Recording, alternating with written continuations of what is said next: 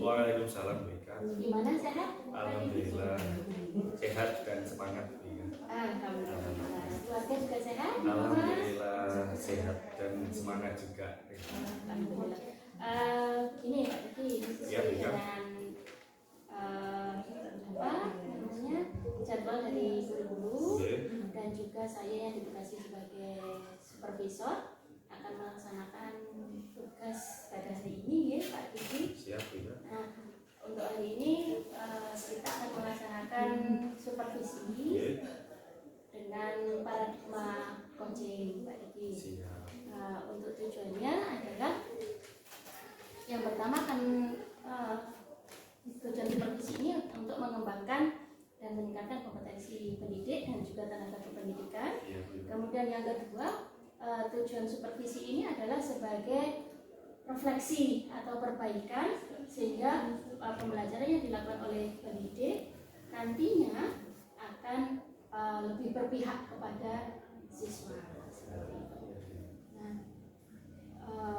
untuk kegiatan ini Pak Diki akan dilakukan dengan 3 tahap. Yang pertama ada praobservasi yang akan kita lakukan hari ini, kemudian ada tahap observasi, kemudian yang ketiga adalah tahap pasca observasi yang akan dilaksanakan secara berkesinambungan. Nah, mungkin ada yang perlu ditanyakan Pak Diki untuk kegiatannya? Berarti itu secara berkelanjutan berkesinambungan Bu Ika ya? Iya. Tetapi tidak dalam satu waktu. Oh tidak. Untuk hari ini kita praobservasi terlebih dahulu. Maksudnya saya untuk keberlanjutannya kan perlu juga menata diri saya. Oh iya. Iya ini Pak Diki. Bisa kita mulai Pak Diki ya? Untuk praobservasinya. Baik.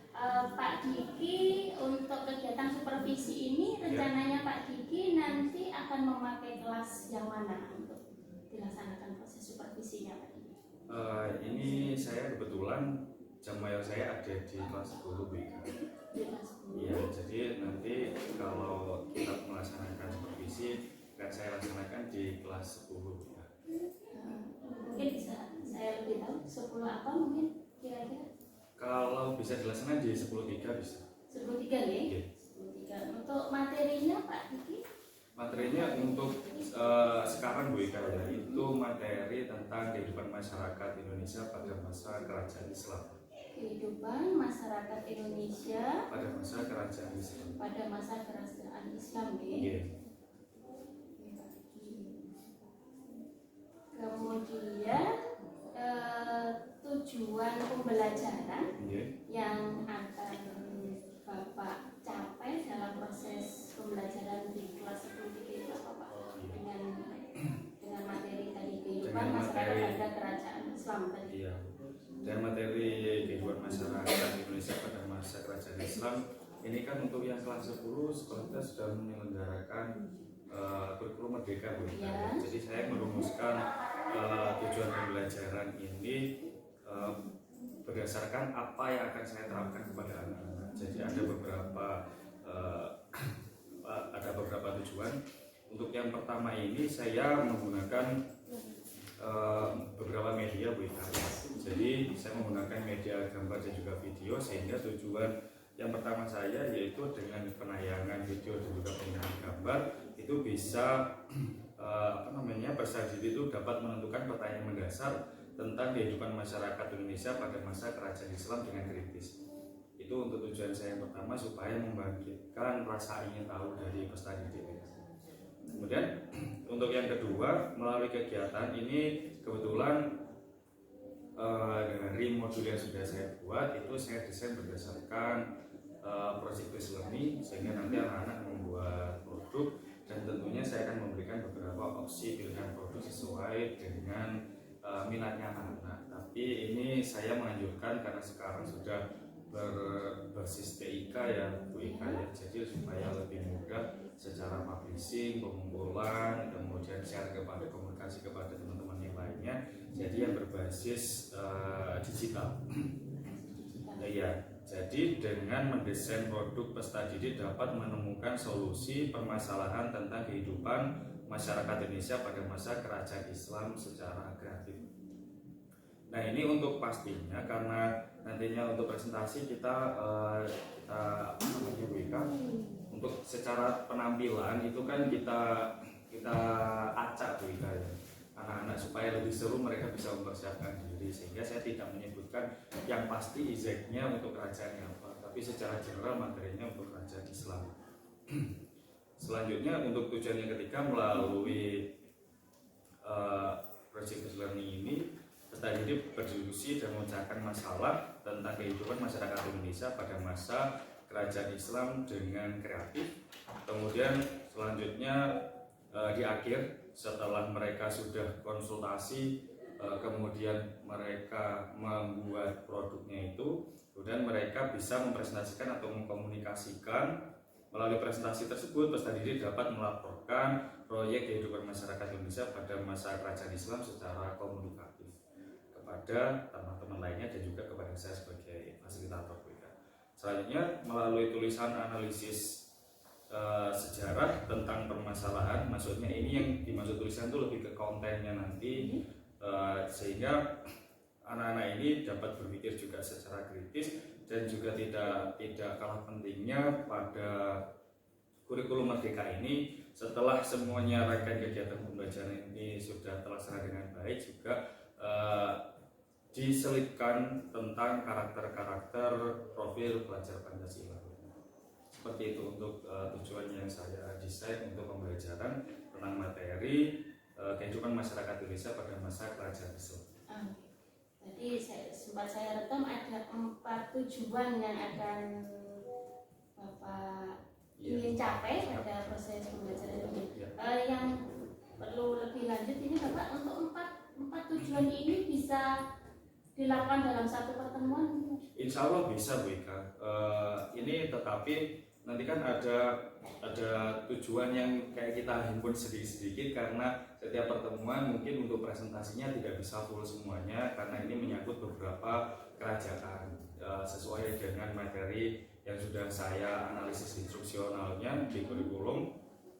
Jadi mungkin nanti akan tercapainya pada materi 1 atau 2 kerajaan, seperti itu bisa. Karena untuk proses mungkin penayangan video, kemudian proses mereka mendiskusikan atau konfirmasi terhadap saya tentang produk yang mereka buat itu sampai dengan tahap pembuatan. Soalnya saya sudah pernah melaksanakan 2 kali 45 menit, anak-anak bisa selesai. Dengan produk yang mungkin kita tidak berekspektasi yang sangat mendetail itu ya. Yang penting mereka itu bisa memahami materi dan juga bisa mengkomunikasikan kepada teman-temannya. Biasanya kalau membutuhkan cepat, produk yang mereka buat itu adalah infografis. Terima kasih. Ada 4 tadi ya, 4 tujuan. Kemudian untuk mencapai 4 tujuan yang tadi Bapak ingin capai, itu tentunya ada pengembangan mungkin ya. Mungkin area pengembangan yang seperti apa yang hendak Bapak capai untuk proses pembelajaran nanti? Yang dimaksud adalah pengembangan dari materi ini Bu Ika. Pengembangan, maksudnya ini pengembangan kompetensi dari siswanya dan juga kompetensi dari Pak Diki.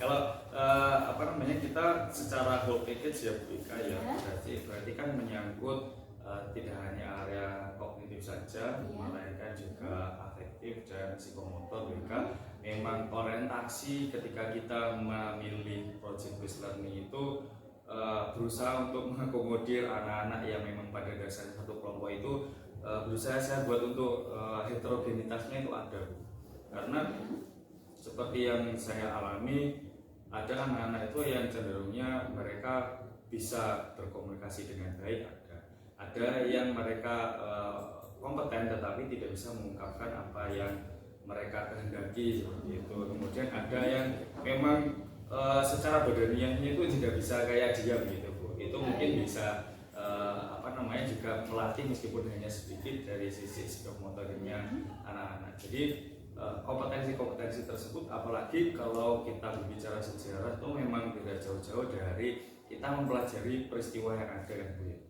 Mempelajari peristiwa yang ada, kita juga mengambil intisari. Jadi eh, kita itu ketika belajar sejarah itu tidak hanya perkara pertanyaan 5W1H, kapan, apa, bagaimana, di mana, mengapa, seperti itu BK. Palingan kita mengambil sisi positifnya, ya. Kita ambil nilai-nilainya untuk kita terapkan di kehidupan sekarang dan berkelanjutan di kehidupan yang akan datang. Itu untuk kompetensi dari peserta didik. Ya, kemudian kalau saya sendiri ya pasti berusaha untuk terus upgrade diri dengan kompetensi saya, Bu. Terutama kalau perkara materi ini gitu ya, saya berusaha untuk kompetensi profesional. Kemudian ini saya juga mencoba untuk menerapkan model-model yang dianjurkan itu yang berkaitan dengan kompetensi pedagogi saya, dan juga ya tetap dengan adanya sikap juga untuk sebagai contoh anak-anak, karena memang ya seperti yang kita ketahui sekarang ini karakter dan karakter kembali lagi. Karakter ya. Iya. Berarti tadi Pak Diki untuk anak tadi tetap pengembangan sikap kognitif sama keterampilannya ya. Kemudian yang dari Pak Diki terkait dengan kompetensi model-model pembelajaran ya.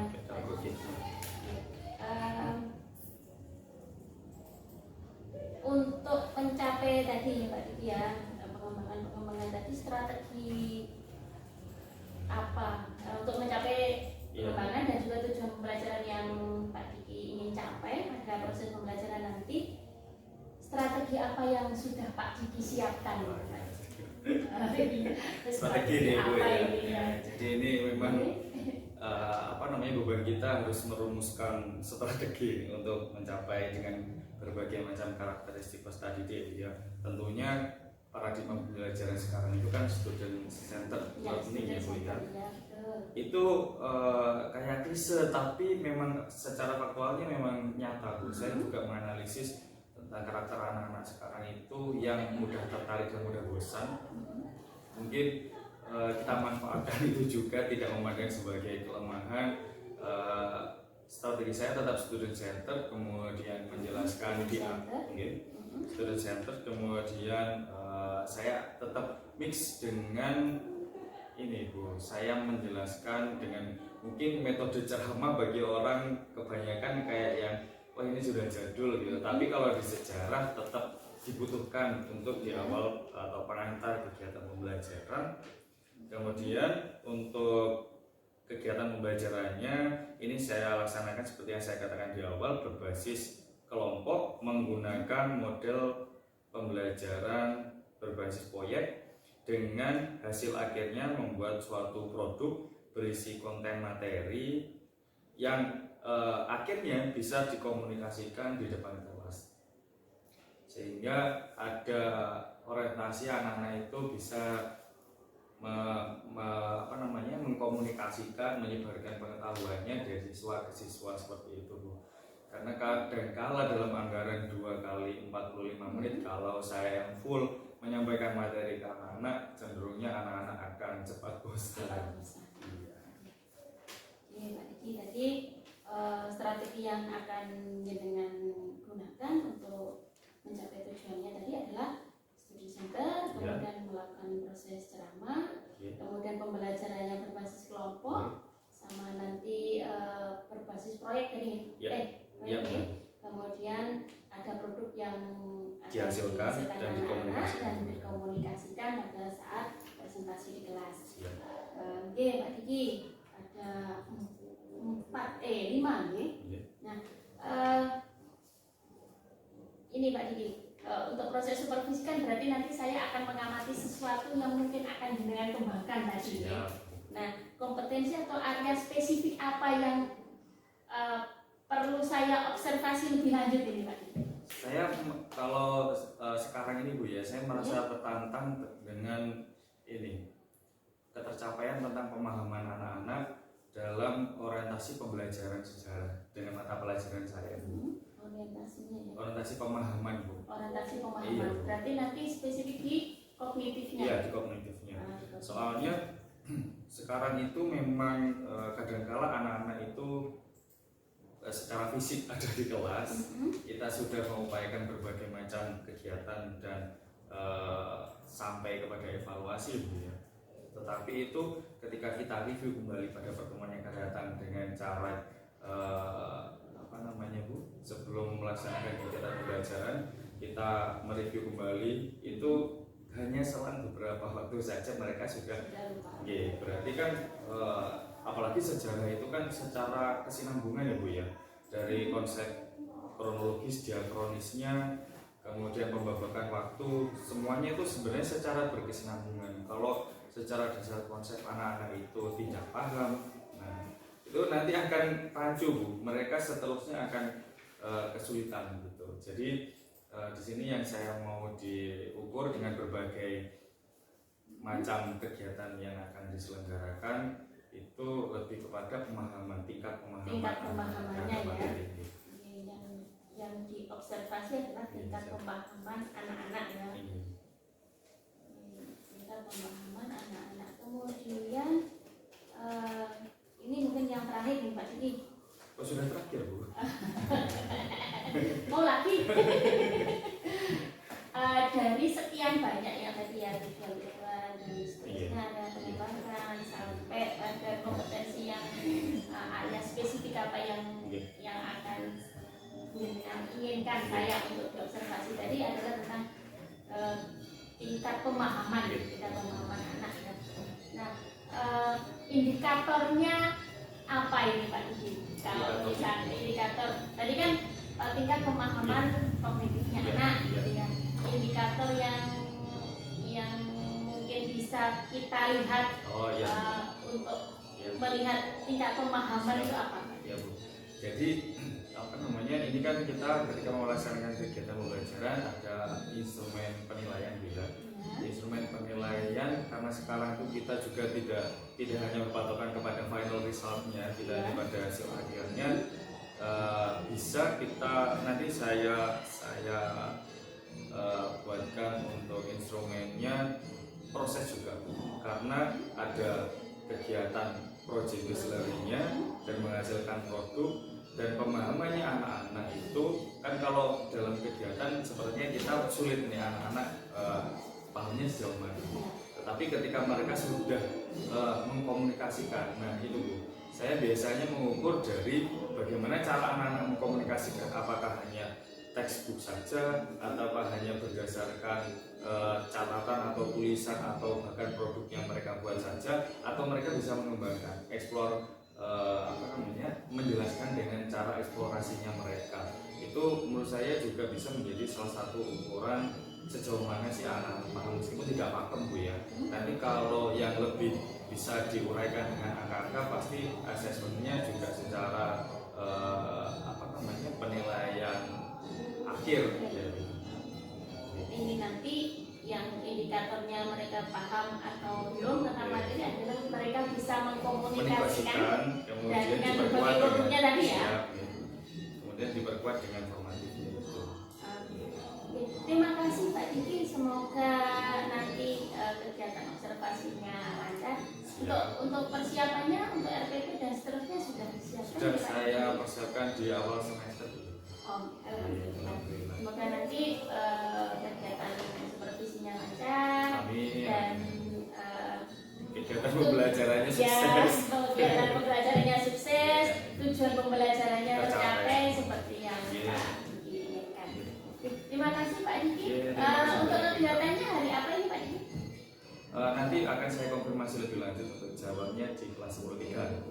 Siap. Terima kasih Pak Terima kasih Diki. banyak Nanti Bu. kita akan lanjutkan di kegiatan observasi. Senang sekali loh Bu, saya di supervisi sehingga saya bisa sadar diri saya sampai mana. Sadar diri. Iya, kita sama-sama belajar. Sama-sama belajar Pak Diki. Saya juga belajar, Jenengan juga belajar untuk mencapai pembelajaran yang benar-benar berpihak pada siswa. Terima kasih banyak Bu. Terima kasih Pak Diki.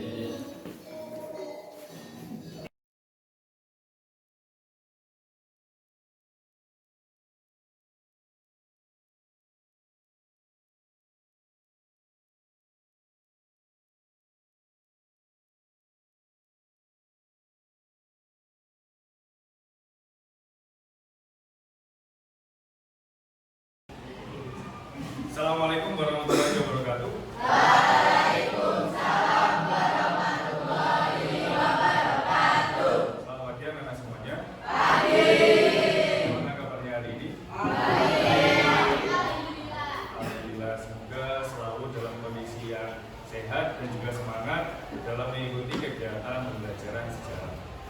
Baiklah, sebelum kita mulai, mari kita berdoa terlebih dahulu. Silakan dipimpin oleh ketua kelas. Siapa ketua kelasnya? Gimana? Silakan. Marilah teman-teman dan Bapak Ibu guru, sebelum kita akan pelajaran pada pagi hari ini, mari kita berdoa menurut agama dan keyakinan kita masing-masing. Doa mulai.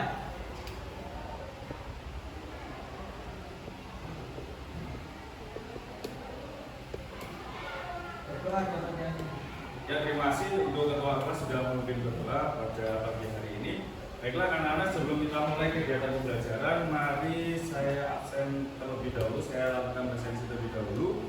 Ya, siapa yang hari ini berhadir anak-anak? Yang Eka. Yang Eka? Ya. Sepertinya kemarin hadir ya? Ya, teman kemarin hadir? Iya. Apa ini dia? Iya. Sudah berapa hari? 2 hari.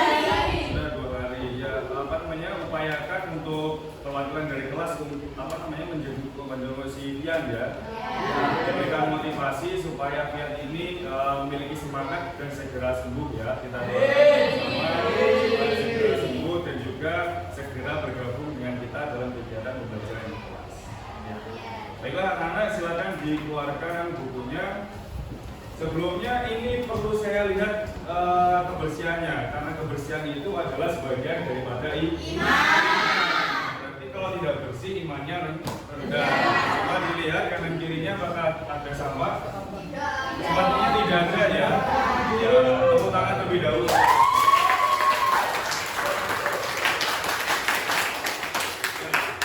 Memang saya pantau di kelas ini cukup menjaga kebersihannya. Juga pakaiannya kalian sudah terlihat rapi, sudah terlihat menampakkan diri sebagai seorang peserta didik. Ya. Baiklah, silakan dibuka bukunya untuk persiapan. Sudah semuanya? Masihkah ingat anak-anak sebelum materi kerajaan Islam yang akan kita bahas? Sebelumnya kita membahas tentang materi apa? Kerajaan Hindu-Buddha.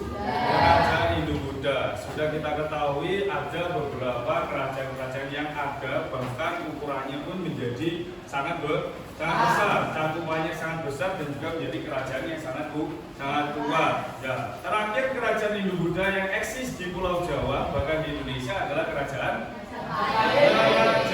Majapahit. Dan materi sebelumnya kita pun juga sudah membahas tentang datangnya Islam ke Indonesia. Seperti yang sudah kita ketahui bahwa ada beberapa teori yang menjelaskan tentang persebaran ajaran agama Islam di Indonesia. Coba kalian sebutkan. Ada teori apa saja? Christian? 1? Mungkin Nana 1, teori apa Nana? Tuh, kok lupa? Teori Mekah atau disebut juga sebagai teori Arab. Yang kedua bisa teori Gujarat. Gujarat itu berada di wilayah India. Kemudian ada teori mana lagi? Persia. Ya, yang selanjutnya ada teori Cina. Ya, diingat-ingat lagi ya. Materi yang sudah kita lewati ini adalah keterkaitan karena sejarah itu hubungannya dengan diakronis dan juga sinkronis. Ya. Ya, jadi kalau kita buat pembabakan waktu atau timeline ya, setelah masa praksara kita melanjutkan pada masa Hindu-Buddha. Setelah itu lanjutlah kita ke masa Islam. Ini pembahasannya basic dari sudut pandang sejarah Indonesia. Sekarang kita sudah sampai kepada kerajaan bercorak Islam di Indonesia. Sebelumnya coba kalian perhatikan di sini ada tayangan video.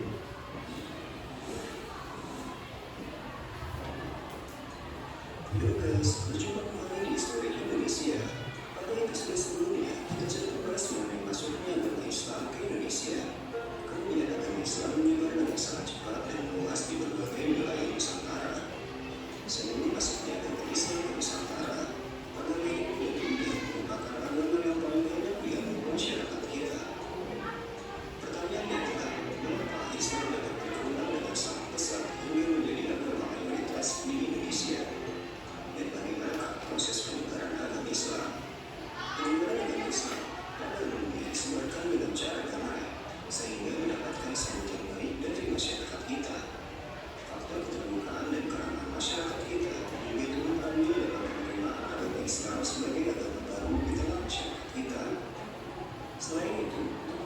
Islam secara sangat mudah, yaitu hanya dengan membaca 2 kalimat syahadat saja. Begitu pula dengan tata cara peribadatannya, tak memerlukan persiapan yang rumit. Agama Islam juga tidak mengenal sistem kasta seperti agama Hindu. Dalam Islam, semua orang memiliki derajat yang sama di masyarakat maupun di mata Allah. Perkembangan Islam di Nusantara juga sangat dipengaruhi oleh jalur-jalur penyebarannya, sehingga perkembangannya sangat pesat dan luas. Adapun jalur-jalur penyebaran Islam di Nusantara diantaranya jalur perdagangan. Menurut penjelajah sekaligus penulis sampah tulis Tom Egeres, Nusantara merupakan jalur perdagangan internasional yang sangat ramai. Dagang-dagang Islam dari Gujarat maupun Timur Tengah banyak dijumpai di Selat Malaka maupun bandar-bandar perdagangan lainnya. Bahkan para pedagang Islam tersebut menetap dan mendirikan perkampungan di wilayah pesisir Nusantara, sehingga interaksi pun terjadi dan pengaruh Islam pun dikenal di masyarakat, bahkan hingga para bangsawan. Para pedagang tersebut juga menjalin kontak dengan para ahli atau kepala daerah wilayah pesisir dan perlahan-lahan masuk ke lingkungan kerajaan. Tak sedikit raja dan kaum bangsawan yang menerima dan memeluk agama Islam. Hal ini turut pula mempengaruhi kehidupan religi rakyat kerajaan yang dengan sukarela mengikuti agama sang raja. Saluran penyebaran Islam selanjutnya yaitu melalui jalur dakwah. Dalam agama Islam, golongan ulama atau pemuka agama berkewajiban untuk menyebarkan ajaran Islam ke seluruh masyarakat. Peranan kaum ulama dalam penyebaran Islam sangat efektif ketika menyebarkan Islam di daerah pedalaman yang tidak dapat dijangkau oleh para pedagang yang berdakwah di pesisir. Ulama-ulama yang menyebarkan Islam biasanya disebut dengan wali.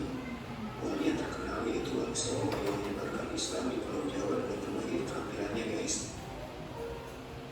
Penyebaran Islam yang kedua yaitu jalur perkawinan. Perkawinan terjadi antara pedagang-pedagang Islam maupun kaum ulama yang menikah dengan masyarakat sekitar yang masih menganut agama Hindu, Buddha maupun agama lokal.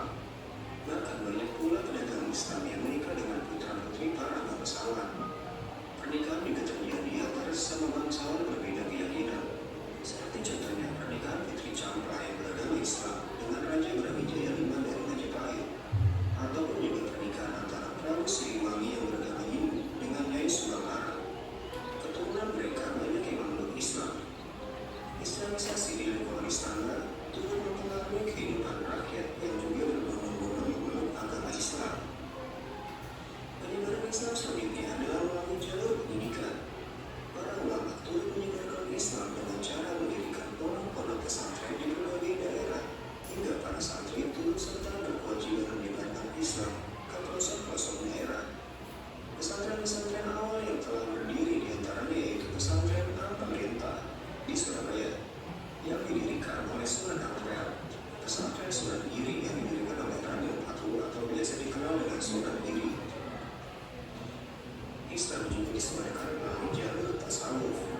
Tasawuf adalah ajaran pengejian jiwa dengan cara mendewahi kehidupan yang bersifat kesenangan duniawi dan lebih mengedepankan spiritual agar lebih dekat kepada Allah Subhanahu wa Ta'ala. Dalam perkembangan penyebaran Islam, ilmu tasawuf biasanya dikuasai oleh orang-orang berilmu tinggi yang memiliki kekuatan spiritual seperti pengobatan maupun hal-hal yang dihubungkan dengan mistik. Ajaran tasawuf dapat dijumpai dalam cerita-cerita barat dan hikayat dari masyarakat setempat.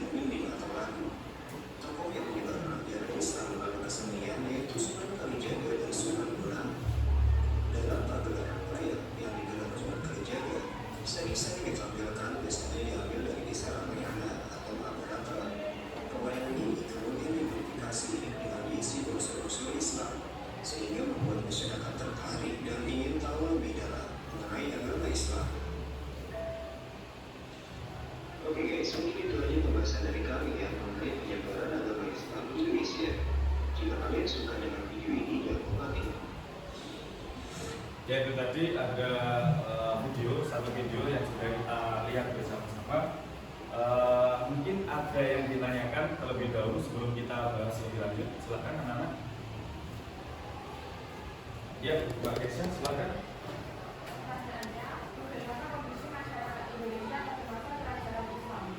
Bagaimana kondisi masyarakat Indonesia pada masa kerajaan Islam?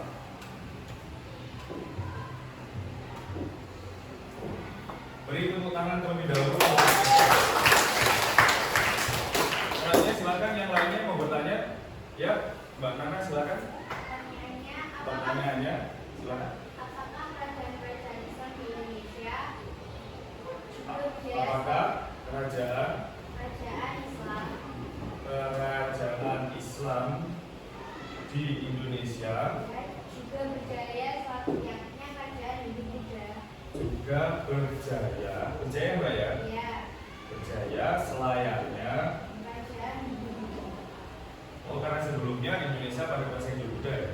Selayaknya kerajaan Hindu-Buddha. Karena seperti yang kita ketahui bahwa pada masa Hindu-Buddha kita ini kekuasaannya pada kerajaan Majapahit bahkan hampir seluruh wilayah Asia Tenggara. Cakupannya tidak hanya Nusantara kalau sekarang.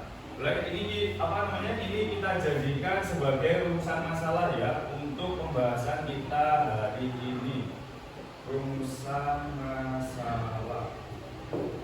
Nah, tujuan pembelajaran kita hari ini yaitu peserta didik dapat menganalisis kehidupan masyarakat Indonesia pada masa kerajaan Islam dengan benar. Ini sangat relate dengan apa yang ditanyakan oleh teman-teman kita, sehingga ini kita sepakati sebagai rumusan masalah.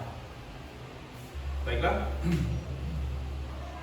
Nah, pada hari ini kita akan melaksanakan kegiatan pembelajaran berbasis proyek. Jadi kalian nanti akan melaksanakan kegiatan proyek yang hasil akhirnya kalian akan membuat suatu produk. Ya, sudah pernah apa belum? Sudah ya. Ya. Sudah pernah kita laksanakan, jadi insya Allah nanti prosesnya akan jauh lebih mudah. Nah, pada tahapan kegiatan pembelajaran berbasis proyek ini bisa kita ambil beberapa tahapan-tahapan secara garis besar. Yang pertama, nanti kita kan sudah melaksanakan penentuan permasalahan, kita sudah membuat rumusan masalah.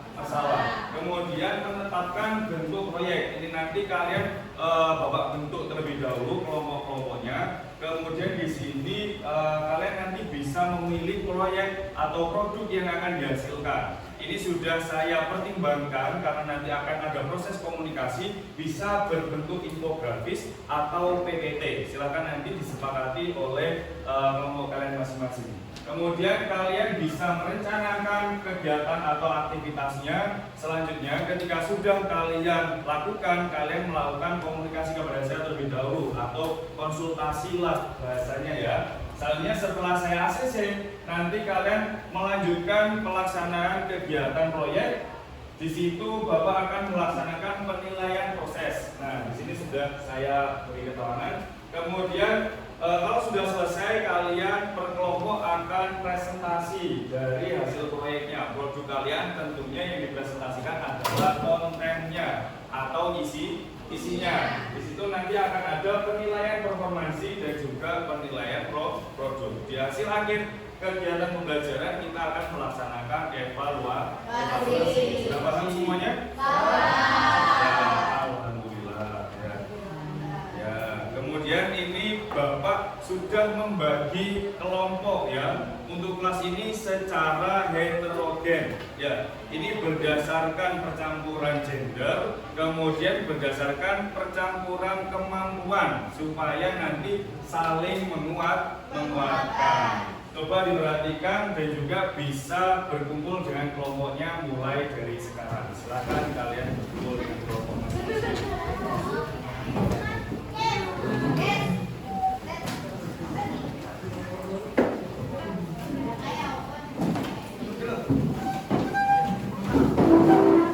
Dipilih tempatnya ya.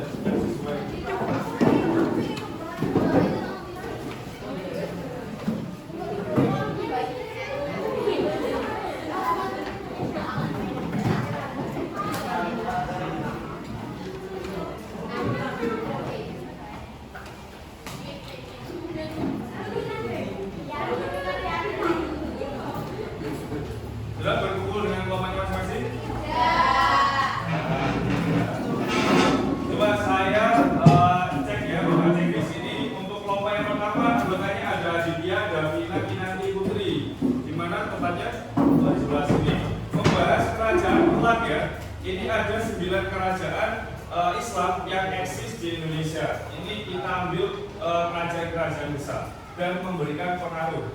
Yang selanjutnya untuk kelompok kedua ada Agnes, Eva, Yanu dan juga Rangga. Mana dari mana?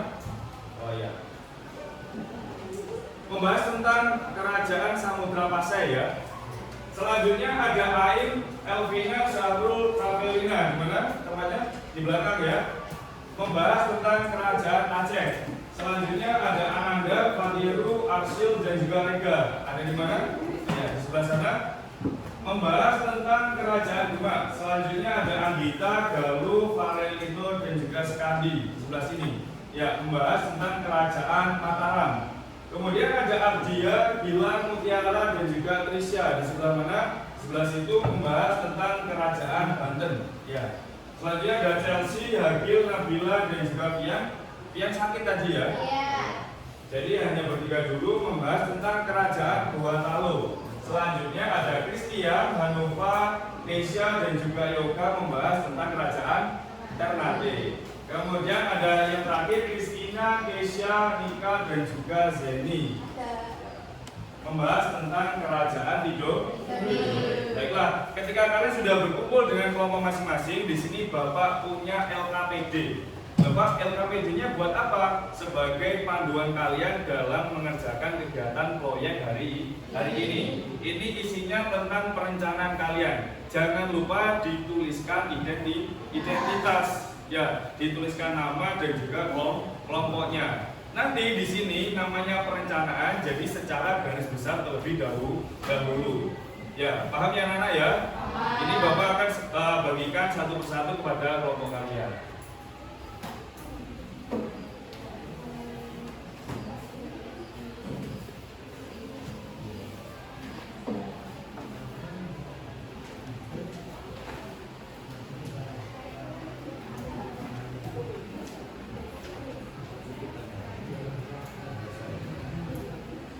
Sudah berada di tangan kelompok masing-masing? Sudah, silakan dikerjakan terlebih dahulu secara berkelompok. Apabila ada yang kurang paham, silakan ditanyakan kepada saya.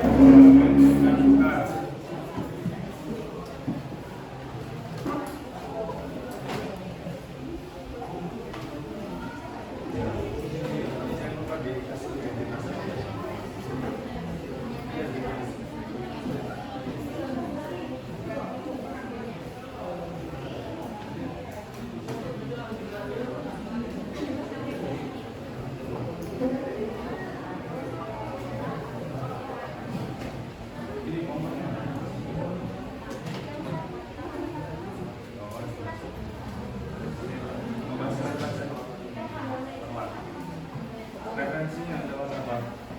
Itu bukunya. Kemudian pakai apa lagi referensi?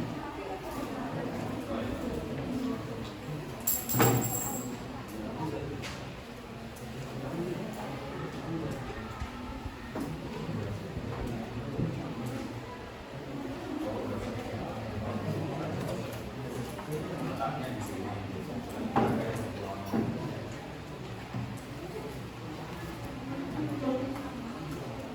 Gimana, ada kesulitan?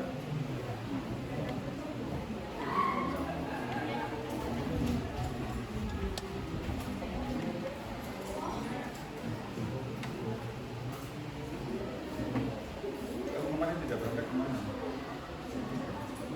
Hah? Ikut juga? Ikut uang itu biar nggak tinggal. Saya bukan ini identitasnya. Referensi pakai apa sih? Pakai LKS ini. Untuk pendukung yang lain. Ya, pakai jurnal-jurnal.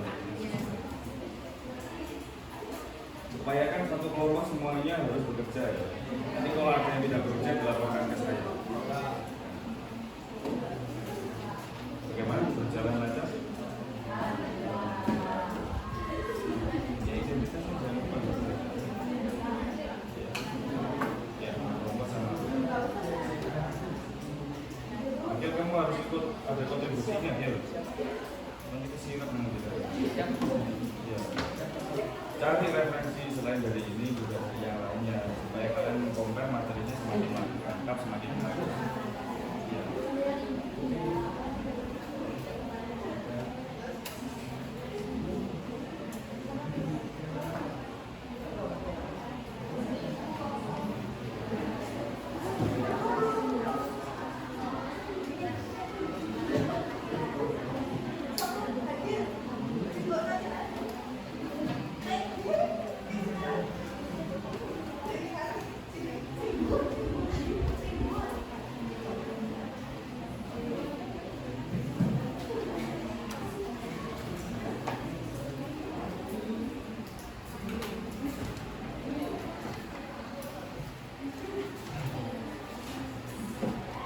Ingat itu hanya garis besar ya, karena itu perencanaan. Nanti kalau sudah selesai silakan kamu konsultasikan dulu kepada saya ya. Iya, Pak.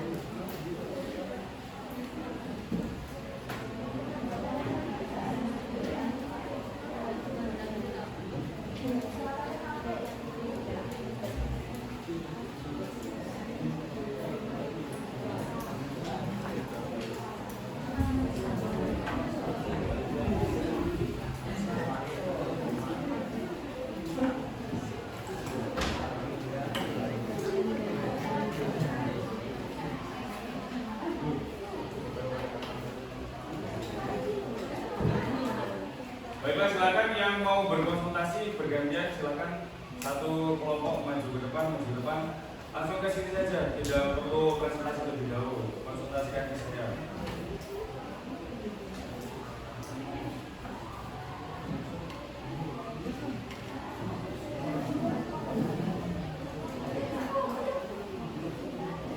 Yang kelompok lainnya nggak apa-apa kawan.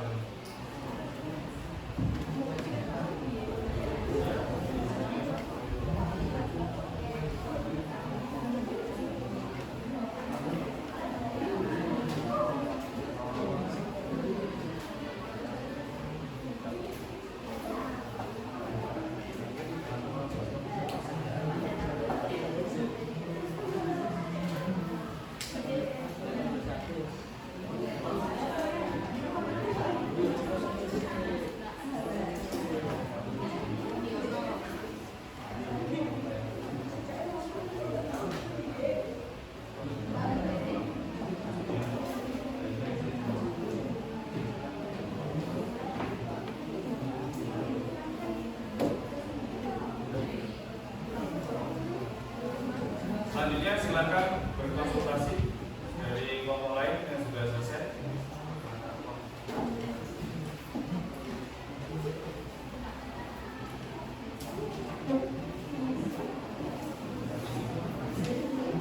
Ayo silakan dari kelompok lain.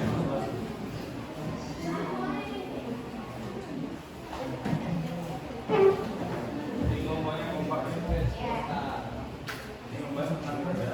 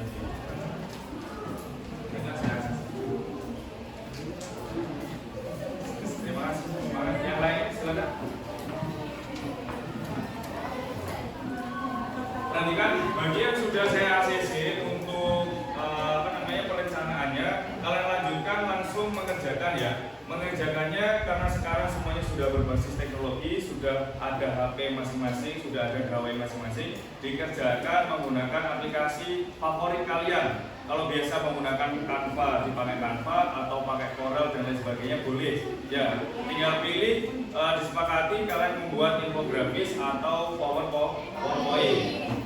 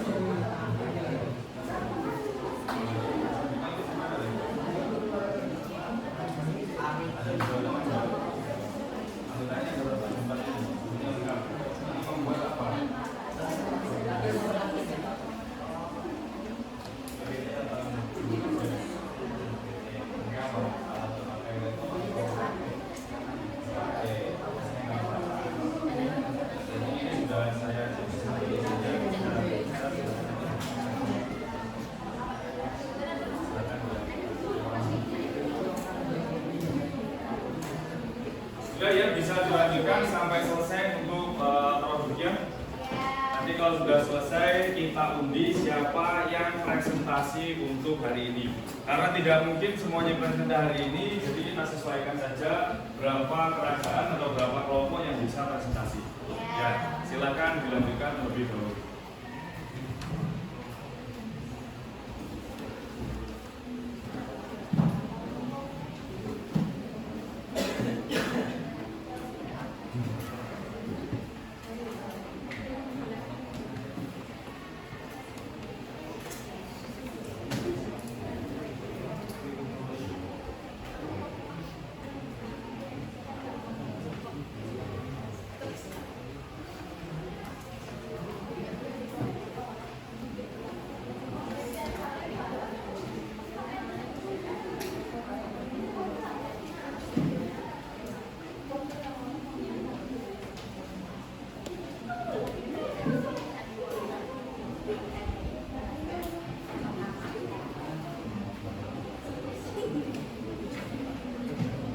gimana? Sudah selesai untuk produknya?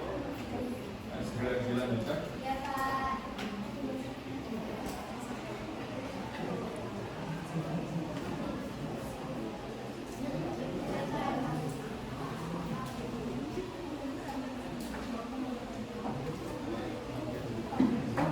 Ini pakai aplikasi apa? Canva ya. Ini pakai aplikasi Canva juga. Jadi loginnya pakai baca ID. Ya, jadi template-nya lebih banyak. Kalau ini pakai apa? Corel atau pakai Photoshop? Pakai apa? Pakai apa juga? Nanti di next pembelajaran selanjutnya mungkin kalian proyeknya bisa membuat video. Ya, bisa pakai aplikasi. Baiklah, sudah selesai ya? Ya, sudah. Baiklah, kalau sudah selesai semuanya, sudah selesai semuanya? Sudah selesai semuanya? Baiklah, kalau sudah, mari kita undi terlebih dahulu ya. Ya. Perwakilan dari masing-masing kelompok kita ambil nomor undian.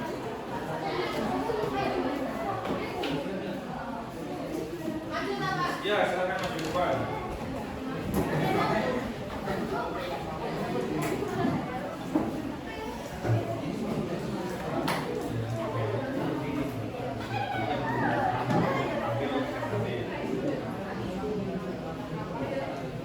Ya, sudah diambil nomor undiannya. Ya, sudah kembali ke kelompoknya masing-masing. Ya, Pak. Hati-hati. Ya, Ya, untuk penampilan pertama yaitu dari kelompok Ternate ya.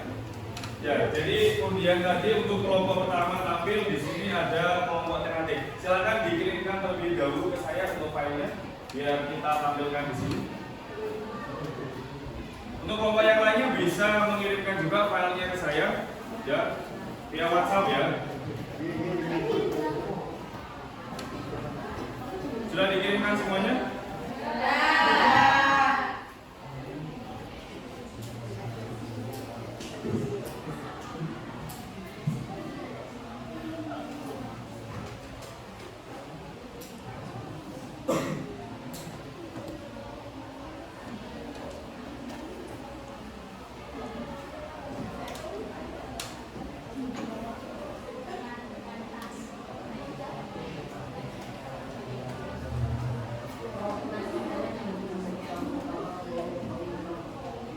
Untuk kelompok Ternate sudah dikirimkan?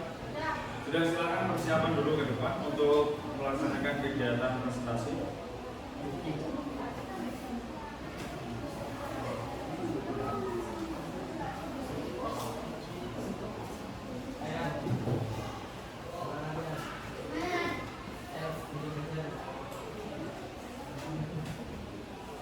Benar ini ya, tugasnya ya.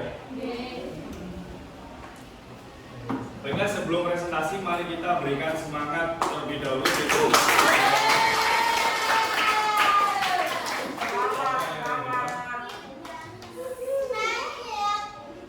Saya silakan bisa dimulai. Kalau nanti kamu yang geser. Assalamualaikum warahmatullahi wabarakatuh.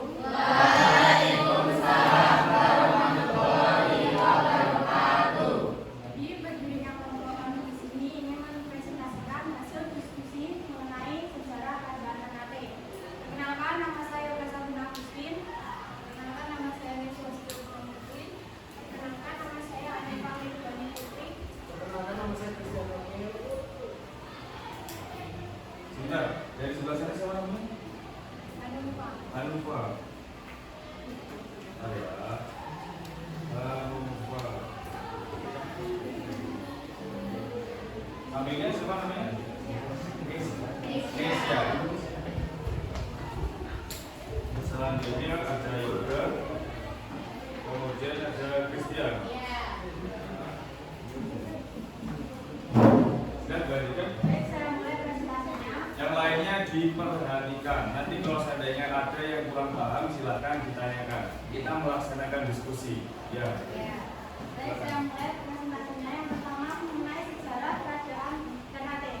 Jadi, kerajaan Ternate ini bermula dari 4 kampung yang masing-masing dikuasai oleh 4 suku marga atau biasa disebut dengan sebutan Momole. Kemudian, keempat kampung tersebut sepakat untuk membuat sebuah kerajaan yang mereka beri nama dengan Kerajaan Ternate. Namun saat itu, Kerajaan Ternate masih belum memiliki raja untuk memimpin Kerajaan Ternate.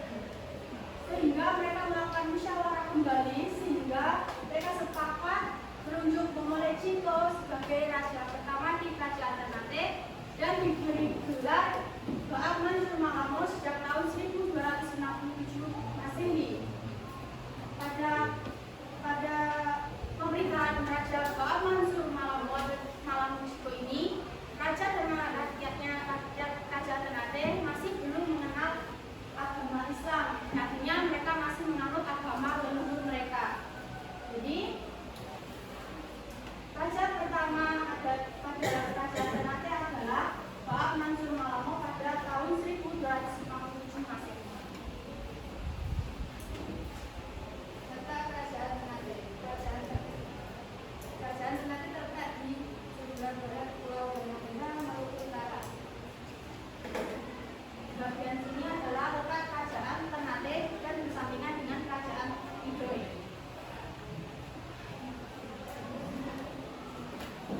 Berikut adalah raja yang pernah berkuasa. Baak Mansur Malamo, Jamin Koordinat, Melana Mardin, Zainal Abidin, Sultan Badarudin, Sultan Bayur, dan Sultan Prabowo. Kondisi ekonomi, politik, dan sosial budaya. Kondisi ekonomi kehidupan dari Maluku yang pertama adalah pertanian dan perdagangan. Karena kehidupan Maluku sangat subur dengan hasil utamanya cengkeh dan pala. Keduanya merupakan tempat yang sangat diperlukan untuk batu-batan dan bumbu masak karena mengandung bahan pemanas. Oleh karena itu, tempat banyak ditemukan di daerah ini seperti di Eropa. Politik. Persaingan antara Kerajaan Ternate dan Tidore yang sudah dijelaskan di atas makin tampak saat perdagangan bangsa-bangsa barat ke Maluku. Bangsa barat yang pertama datang ke Pulau Maluku yaitu Portugis pada tahun 1515. Bangsa Portugis kemudian bersekutu dengan Kerajaan Ternate. Bangsa barat yang kemudian datang ke Maluku yaitu Spanyol. Mereka berhasil singgah di Maluku pada tahun 1421. Beda dengan Portugis, Ternate dan Tidore semakin tinggi dan dapat terjadi perang antara kedua kerajaan tersebut. Untuk menyelesaikan persaingan antara Portugis dan Spanyol, akhirnya pada tahun 1429 diadakan perjanjian tersebut dan dinamakan Perjanjian Saragossa. Saragossa. Ya, namanya perjanjian Saragossa. Sosial budaya. Kehidupan sosial budaya di Maluku bisa hanya untuk berdagang dan menghasilkan rempah-rempah, tapi bukan untuk menegakkan agama Katolik. Pada tahun 1539, misionaris Katolik Fransiskus Saverius telah berhasil menyebarkan agama Katolik di mana-mana. Ternate dan Ambon selain itu salah satu karya seni bangun yang terkenal ialah Istana Sultan Ternate dan Masjid Kuno Ternate. Puncak kejayaan Ternate. Pada abad ke-15 saat di bawah kekuasaan Raja Sultan Bahobo pada tahun 1520 sampai 1583, Kerajaan Ternate mengalami puncak kejayaannya pada sektor perdagangan rempah-rempah yang dimana saat itu Kerajaan Ternate menjadi komoditas penghasil rempah-rempah terbesar. Keruntuhan Kerajaan Ternate. Kerajaan Ternate mulai mengalami kemunduran setelah Sultan Bahobo wafat pada tahun 1583 Masehi. Kenapa kemudian Spanyol melakukan serangan dan berhasil merebut benteng Gamulangu pada tahun 1606 Masehi. Sejak saat itu, Kucing memegang hak atas monopoli perdagangan dan memulai mendirikan benteng di Ternate. Menjelang akhir abad ke-17, Kerajaan Ternate sepenuhnya berada di bawah kendali Kucing. Peninggalan Kerajaan Ternate. Istana Kesultanan Ternate, Kompleks Pemakaman Kesultanan Ternate, Masjid Jami Kesultanan Ternate, dan benda-benda peninggalan di Museum Kesultanan Ternate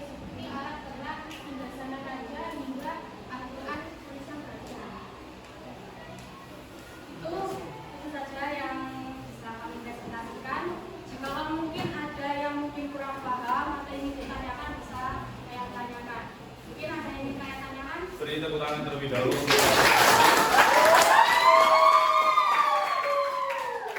Presentasi yang luar biasa ya. Mungkin dari teman-teman yang lainnya mau memberikan kritik dan juga saran atau apresiasi dipersilahkan. Seperti biasa, untuk kritik dan saran apresiasi saya berikan poin tambahan 5. Silakan yang mau memberikan kritik, saran dan juga apresiasi. Ya, ini demi kebaikan dari kelompok yang mempresentasikan supaya kedepannya menjadi kelompok yang lebih bagus lagi. Silakan yang lainnya mau memberikan tanggapan. Chelsea mungkin mau memberikan tanggapan? Tidak ada? Ya? Bagaimana? Gak apa-apa, disampaikan aja, diberikan tanggapan. Ya, ya silakan. Sebutkan nama terlebih dahulu. Perkenalkan, nama saya Dewi Rahma. Ya. Gak apa-apa, silakan. Untuk Mas Tian. Ya, Mas Tian, Mas Christian, silakan.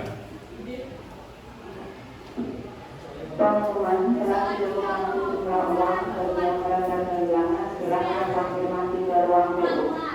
Sekali lagi, telah diberikan ruang bagi mereka Ya, terima kasih. Siapa tadi namanya? Jenny ya? Jenny memberikan tanggapan kepada Mas Christian bahwa nanti kedepannya supaya mungkin suaranya lebih dilantangkan, kemudian ritmenya yang agak dikurangi. Mungkin Mbak Jenny kurang paham dengan apa yang disampaikan oleh Mas Tia. Selanjutnya mungkin ada yang memberikan tanggapan lagi. Kalau tidak ada, langsung kita beralih kepada sesi tanya jawab. Ya, kita diskusi. Ya, silakan yang mau memberikan pertanyaan. Tapi sebelumnya saya ini memberikan apresiasi ya untuk kelompok alternatif sudah memberikan performansi yang terbaik ya. Ya, semoga nanti kedepannya namanya kita sekolah kan berproses ya. Kedepannya bisa jauh lebih baik lagi. Ya.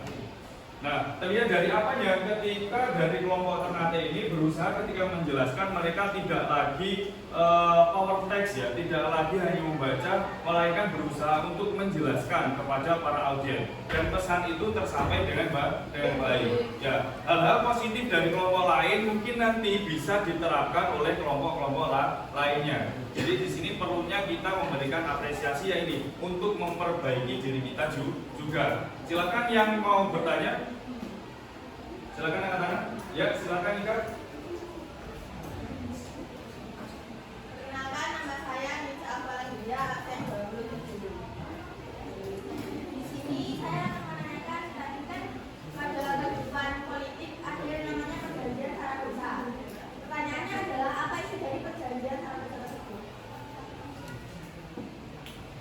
Ya, terima kasih Nica. Tepuk tangan bagi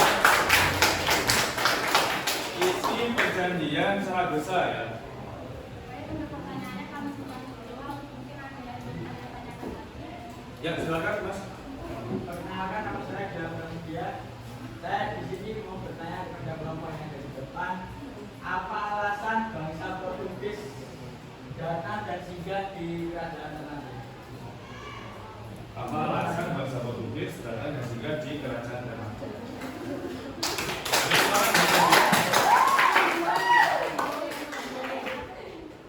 Kita beri waktu sejenak untuk kelompok yang di depan untuk mencari jawaban. Bagaimana mungkin Mas Tian mau menjawab langsung?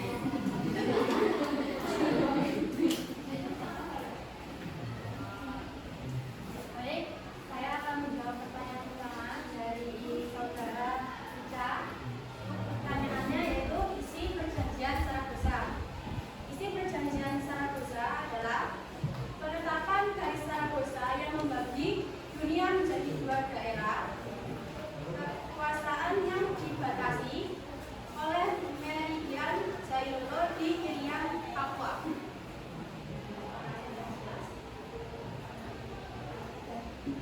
Bagaimana, Dika? Kalau kurang jelas, kurang paham, silakan ditanyakan lagi. Sudah jelas? Iya. Mungkin kalian tidak asing ya dengan beberapa perjanjian terutama yang terjadi pada masa Islam ya, yang sedang atau sudah kedatangan oleh penjajah asing. Ada beberapa perjanjian, salah satunya bernama Perjanjian Saragossa. Nanti selanjutnya akan ada perjanjian lainnya seperti Kerajaan Guatalo yang akan kita bahas akan datang sesuai dengan urutan. Itu akan ada perjanjian yang namanya Perjanjian Bongaya, bukan Bombaya loh ya. Ya, kalau Bombaya itu punyanya Blackpink ya. Nama perjanjiannya Bongaya. Nah, sekarang kita fokus kepada Perjanjian Saragossa. Memang pada dasarnya kedua negara atau kedua kerajaan Spanyol dan juga Portugis itu mereka adalah negara penjelajah. Awalnya adalah negara penjelajah. Nah, ketika mereka mau menjelajah dunia ini, dunia itu tidak mungkin bagi mereka tidak cukup besar ya bagi mereka berdua ya. Akhirnya akan ada perjanjian dari mana mereka menjelajah. Ya, kalau bangsa Portugis itu menjelajahnya lewat jalur sebelah ini. Mereka berlayarnya mengelilingi Afrika, kemudian ke wilayah Samudra Hindia, baru sampai ke Malaka. Jadi mereka bergeraknya ke arah timur.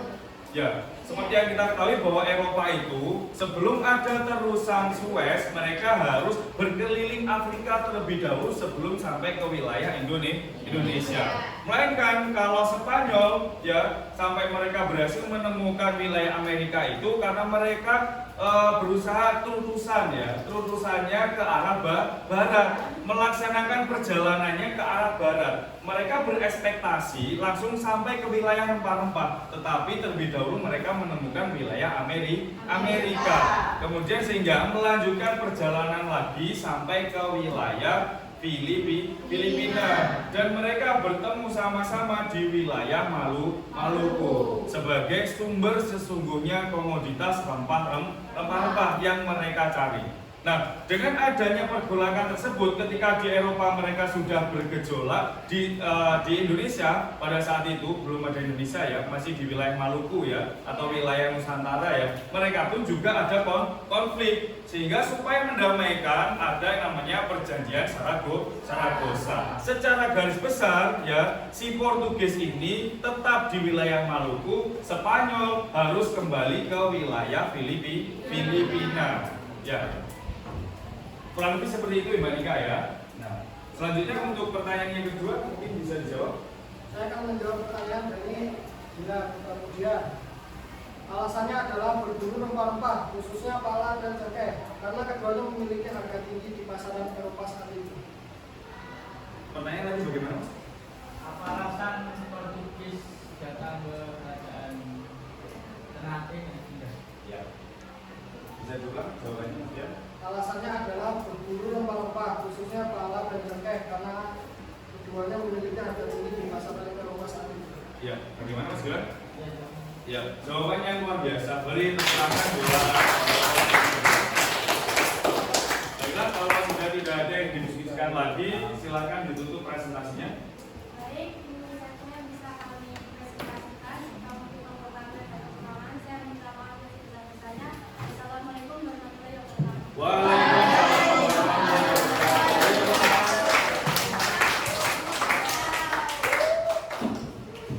Baiklah, anak-anak, sebelum kita akhiri pembelajaran, kita melaksanakan kegiatan evaluasi ya. Silakan dibuka di grup WhatsApp-nya masing-masing. Di situ saya akan mengirimkan link ya.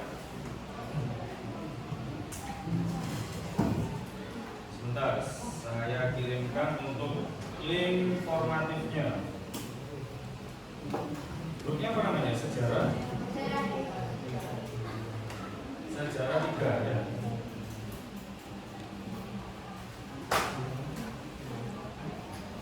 Coba itu diklik, itu link dari Google Form ya. Di situ ada 5 soal saja untuk formatif hari ini, bentuknya pilihan ganda. Silakan langsung dikerjakan secara individu.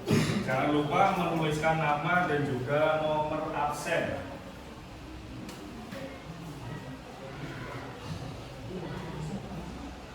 Jangan curang ya.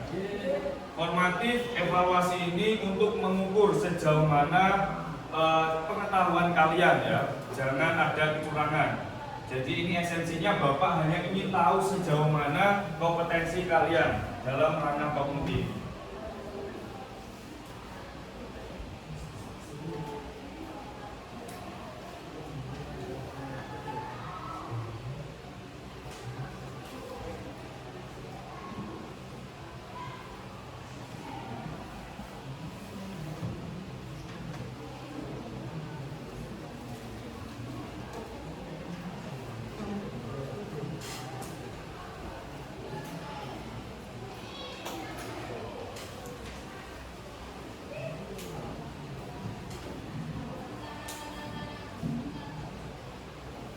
Sudah?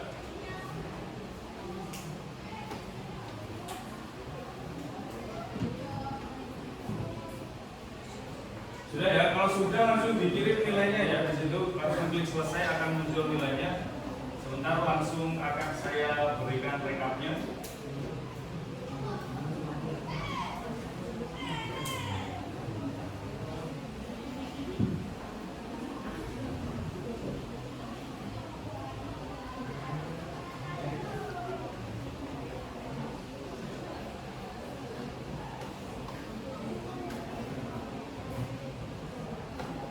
Yang selesai langsung dikirim jawabannya.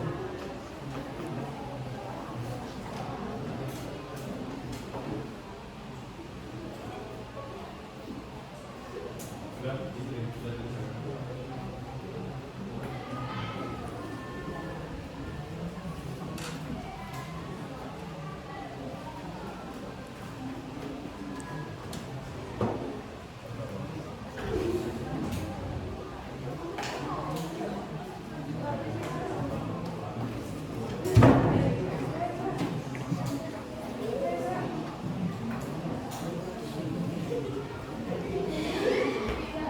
Kerjakan sendiri ya.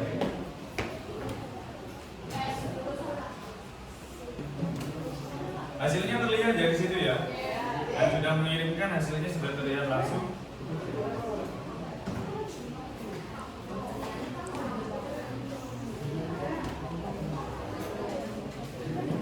Sebentar saya download untuk hasilnya.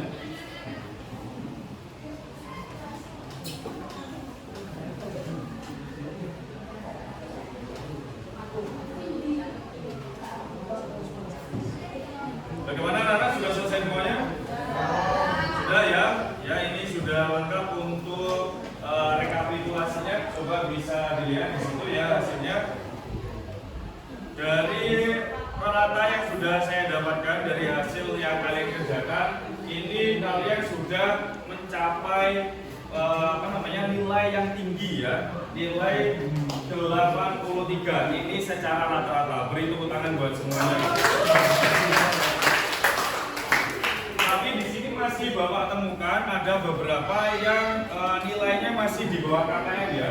Di sini Bapak membuat patokan KKM 75. Ya, di situ masih ada nilai 40 yang dimiliki oleh Rega. Selanjutnya untuk Muhammad Arsil nilainya 60. Selanjutnya ada nilainya Hagil 60, Platiru 60, Christian, Mas Christian juga masih 60 dan juga Mbak Ain masih 60 ya. Jadi tidak masalah, namanya proses pembelajaran. Proses pembelajaran ya. Nanti semoga ditambah lagi effort belajarnya biar nilainya semakin tinggi di pertemuan yang akan datang. Baiklah, sebelum kita akhiri pembelajaran, perlu kita menyimpulkan dari rumusan masalah ini. Kita masih membahas satu kerajaan, tapi kita sudah mencoba untuk menjawab pertanyaan. Bagaimana kondisi masyarakat Indonesia pada masa kerajaan Islam tadi sudah tergambarkan ya. Mari kita simpulkan bersama-sama. Di situ sudah tergambarkan kondisi apa saja, kondisi sosial, kemudian kondisi politik, kondisi ekonomi ya. Kalau kita berdasarkan kondisi ekonomi, tadi apa yang dilakukan, apa sektor yang dikerjakan, terlihat bahwa yang dipresentasikan dari kelompok alternatif tadi, sektor utama yaitu sektor maritim, terutama memanfaatkan jalur perdagangan dengan komoditas apa anak-anak? Komoditas rempah-rempah yang mengundang hadirnya para penjajah Barat, yaitu dari kerajaan Portugis dan juga Spanyol. Nanti akan menyusul Belanda. Kemudian ada urusan itu termasuk juga perebutan kekuasaan itu urusan politik. Kemudian dalam kehidupan sosialnya mereka meninggalkan ada beberapa kaidah-kaidah kebudayaan dan juga beberapa peninggalan-peninggalan yang bernafaskan agama Islam. Selanjutnya untuk rumusan masalah yang kedua, apakah kerajaan-kerajaan Islam di Indonesia juga berjaya selayaknya kerajaan Hindu-Buddha? Jawabannya adalah iya. Ya, jawabannya iya. Urayanya apa? Nanti setiap kerajaan akan memiliki karakteristik perkembangan yang berbeda-beda. Baiklah. Selanjutnya kita akan melaksanakan refleksi. Apa sih yang kita dapatkan untuk kegiatan pembelajaran hari ini? Mungkin dari kalian mau memberikan refleksi untuk kegiatan pembelajaran hari ini, silahkan. Ya, silahkan Mbak Chelsea, bisa berdiri. Saya memahami pentingnya kedaulatan bangsa. Jangan sampai kita terpecah karena adanya kepentingan subjektif dan pengaruh eksternal yang membahayakan. Apabila kita ingin menjadi bangsa yang besar, kita harus saling bersinergi dan meletakkan upaya terbaik dari diri. Iya, luar biasa. Dari konflik yang terjadi di situ ya, antara nantinya kerajaan Ternate dan juga kerajaan Tidore, itu sebenarnya kita kan saudara ya, kita berdekatan, kita saudara, tetapi masih belum dalam satu entitas. Kita dimanfaatkan anak-anak oleh bangsa Barat. Itulah yang membahayakan, yang membuat kita terpecah belah.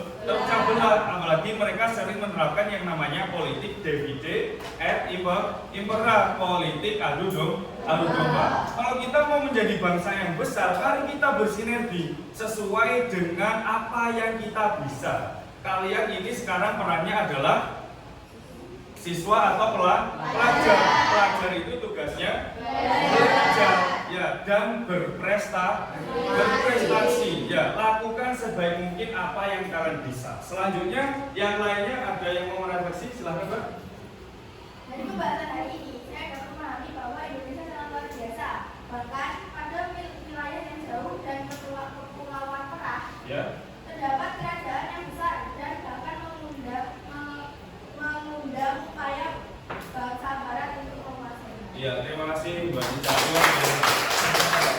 Ya, yang dimaksud Mbak Nita itu mungkin karena wilayahnya di ujung ya Indonesia ya, berdekatan dengan wilayah Filipina. Padahal senternya sejak zaman Hindu-Buddha itu kan berada di Pulau Jawa. Tetapi di sana itu juga tidak luput dari perhatian para penjajah. Indonesia memang luar biasa dan kerajaannya pun juga menjadi kerajaan yang besar. Selanjutnya mungkin masih ada ya Mas Dilan. Saya dapat memahami eksistensi dari kerajaan Ternate yang menjadi salah satu kerajaan yang berjaya karena hasil sumber dayanya dan rempah-rempahnya. Iya, luar biasa. Terima kasih tepuk tangan buat Mas. Ya, kita sudah sampai di penghujung kegiatan ya, kegiatan pembelajaran. Semoga apa yang kita pelajari hari ini memberikan manfaat bagi kita semuanya. Amin. Ya, sehingga kita tutup pembelajaran hari ini dengan doa. Silakan ketua kelas dipimpin berdoa.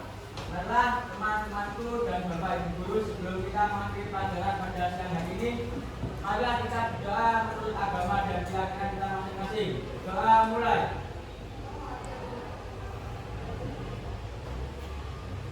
Doa dapat diakhiri. Terima kasih Mas Gilang sebagai ketua kelas sudah memberi doa. Baiklah anak-anak, untuk pembelajaran yang akan datang nanti kita tetap melanjutkan membahas tentang kerajaan-kerajaan Islam di Indonesia sesuai dengan urutannya. Nanti menyesuaikan dengan waktunya. Apabila cukup waktunya akan ada beberapa kerajaan yang presentasi. Disiapkan dirinya dengan sebaik mungkin. Ya, disiapkan performansinya. ini waktu ya, kalian ketika presentasi kalian adalah artis, ya toh. Kalian itu artis ketika di depan harus menunjukkan pesonanya, ya, powernya, performansinya, ya, ditunjukkan sebaik-baiknya. Kedalaman materi yang dimiliki oleh teman kalian tergantung kalian, tergantung yang mempresentasikan. Jadi beban kalian tidak hanya untuk diri kalian, melainkan untuk teman-teman kalian di kelas. Tetap semangat ya sebagai pelajar Indonesia, karena kita sepakat menuju Indonesia Emas tahun 2045.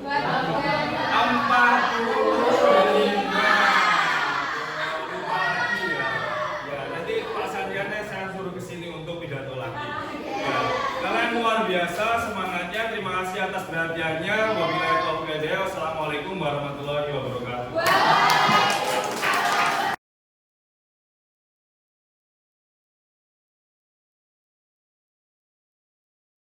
Pagi Pak Diki. Selamat pagi Mbak. Gimana, sehat? Sehat. Alhamdulillah. Sehat dan semangat. Sehat dan semangat ya. Iya. Pokoknya tetap semangat pagi Ya. gitu ya Pak Diki. Baik Pak Diki, ini terkait dengan proses supervisi kita kemarin. Kita sudah melaksanakan praobservasi. Kemudian kita lanjut sudah melaksanakan observasi di minggu kemarin itu, dan sekarang tinggal lanjutan terakhir yaitu pasca observasi. Kita juga akan tetap melaksanakan paradigma yang sama, yaitu paradigma coaching. Seperti itu Pak Diki ya. Gimana Pak Diki, sudah siap? Siap. Siap, alhamdulillah. Insya Allah. Insya Allah. Baik Pak Diki, kemarin kita kan sudah melaksanakan observasi seperti itu Pak Diki. Yang pertama ini Pak Diki, bagaimana Pak Diki menilai performa jenengan pada saat melaksanakan pembelajaran yang kemarin itu Pak Diki? Ya, berarti saya menilai diri saya sendiri. Iya betul, menilai diri sendiri dulu. Jadi ini ada sedikit unsur subjektifnya sedikit. Iya, mau menilai ya menilai diri sendiri ya. Ini saya uraikan baik-baiknya dulu Bu ya. Ya pokoknya menurut pandangan Pak Diki seperti apa performanya? Kalau menurut saya dalam kegiatan pembelajaran yang sudah saya laksanakan kemarin itu sudah sistematis ya Bu ya. Mulai dari awal pembelajaran ya pembelajaran, kemudian untuk peserta didik, alhamdulillah semuanya bisa terkantor dengan kondusif, sudah bisa saya kondisikan untuk kegiatan pembelajaran untuk mengarahkan peserta didik. Gitu. Kemudian untuk tujuan pembelajarannya alhamdulillah tercapai, tapi nanti akan saya sampaikan di kekurangan tentang mungkin pembahasannya yang waktunya kurang. Kemudian karena ini kemarin kita merencanakan student centered learning ya Bu ya. Itu sudah saya berikan peran kepada peserta didik yang lebih aktif. Saya hanya menstimulus di awal, kemudian anak-anak memberikan performansinya lebih banyak daripada saya. Menurut saya sudah seperti itu. Kemudian sudah ini karena ini project based learning ya, jadi saya menggunakan basis TPEC TKJK itu dengan teknologi. Saya sudah berusaha untuk menaruhkan teknologi karena dengan menampilkan tayangan video, kemudian saya penggunaan evaluasi formatifnya menggunakan Google Form, jadi tidak memakan waktu yang lama dan efisien untuk memberikan feedback kepada anak-anak untuk pencapaiannya. Yang kita ukur kemarin adalah kognitifnya. Kemudian untuk kekurangannya yang saya rasakan ya Bu Ika, sebenarnya dalam perencanaan saya untuk penilaiannya itu sudah saya siapkan untuk instrumennya, tetapi dalam pelaksanaannya mungkin memang karena saya mungkin ada kekhilafan itu Bu Ika, jadi tidak bisa menerapkan secara otentik dari setiap indikator gitu penilaian yang saya lakukan. Jadi saya menilai anak-anak performansi secara general saja, tetapi kan sudah saya nilai secara performansi dan juga untuk formatif di akhir kegiatan pembelajaran. Kemudian pemanfaatan waktu kita. Jadi kalau menurut saya kemarin itu kan kita membahas tentang kehidupan masyarakat Indonesia pada masa kerajaan Islam ya. Nah, dalam satu pertemuan kemarin hanya membahas satu kerajaan saja, padahal yang dibahas itu rata-ratanya ada 9. Tetapi ini kita saya rencanakan untuk dilaksanakan pasca PTS ini sebenarnya, tapi untuk waktunya sebenarnya masih cukup. Tapi biasanya dalam satu pertemuan bisa 2 kerajaan yang dibahas, kemarin hanya 1 saja, tapi alhamdulillah dari awal sampai akhir bisa terselesaikan. Kemudian ini Bu Ika, mungkin teknologi yang saya gunakan ini ketika saya mempelajari mungkin bisa saya kembangkan lagi dengan cara flip classroom seperti itu Bu Ika, supaya anak-anak ada pemahaman lebih di awal kegiatan pembelajaran. Kemudian saya mungkin eksplorasi lebih terhadap media pembelajaran, tidak hanya sekedar video saja atau menggunakan PowerPoint saja, mungkin saya bisa menaruhkan kepada yang lainnya.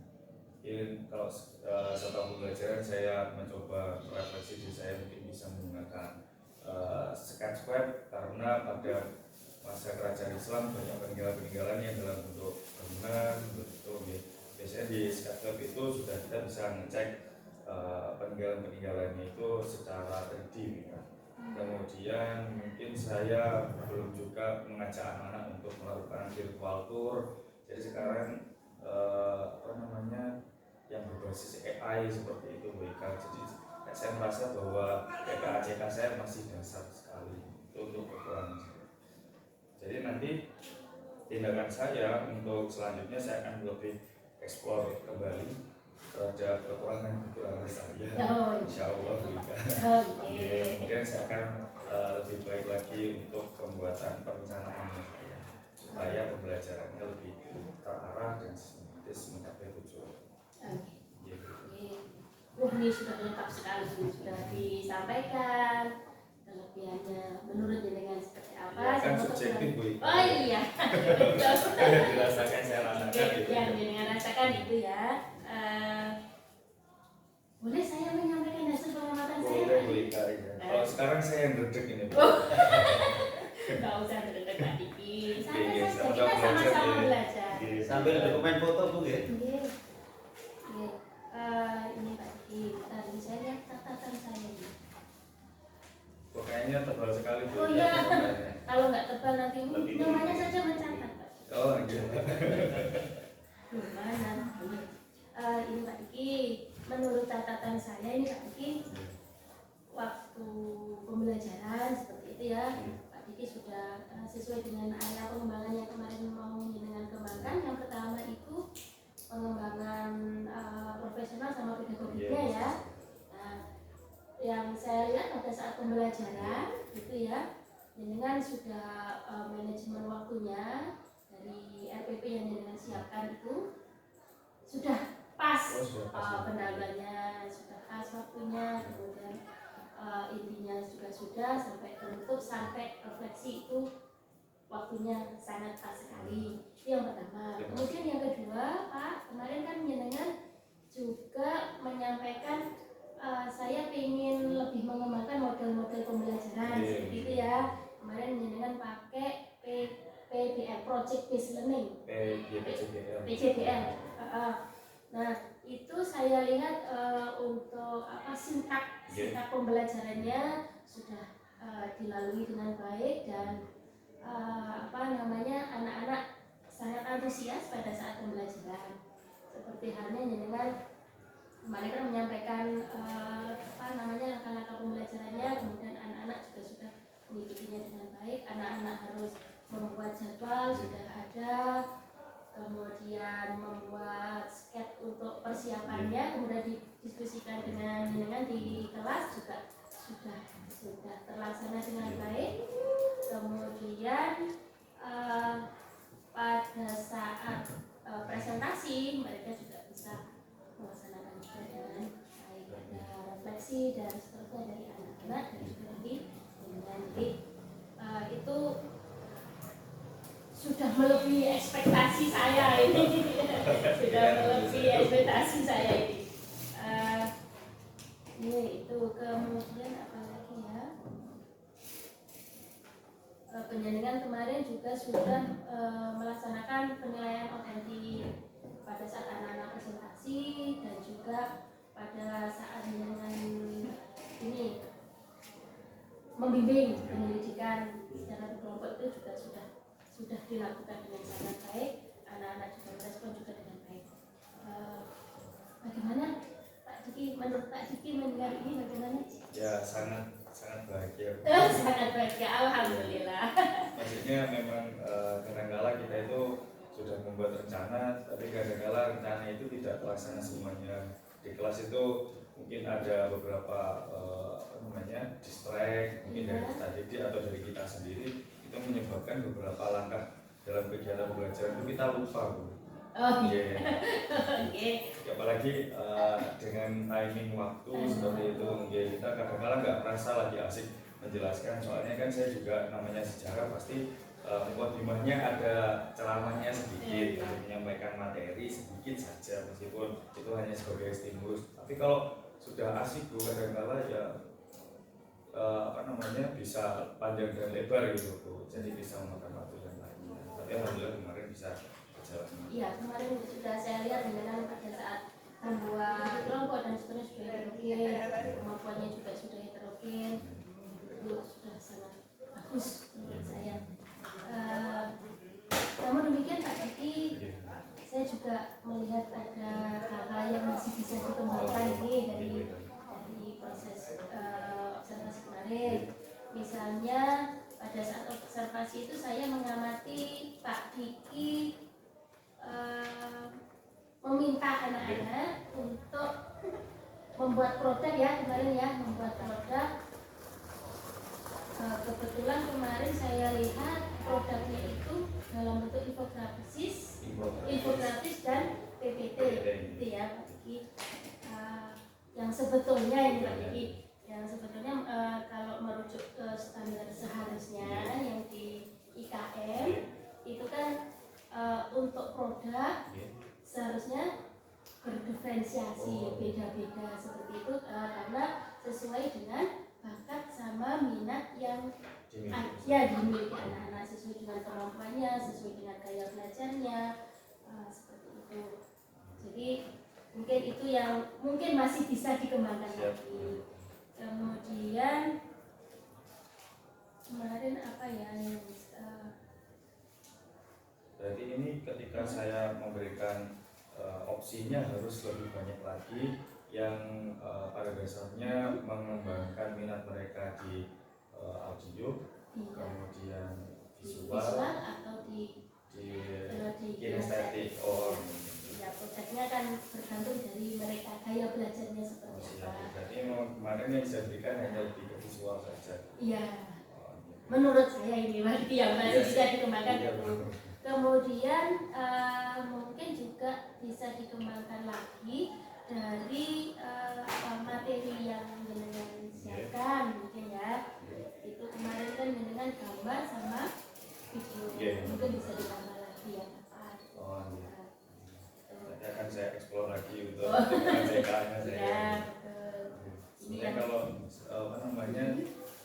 ketika saya mencari referensi untuk media yang bisa digunakan banyak, cuma saya saja yang mungkin tidak tahu, masih dalam ranah eksplor dan belajar. Iya, nggak apa-apa, masing-masing kita juga sama-sama belajar.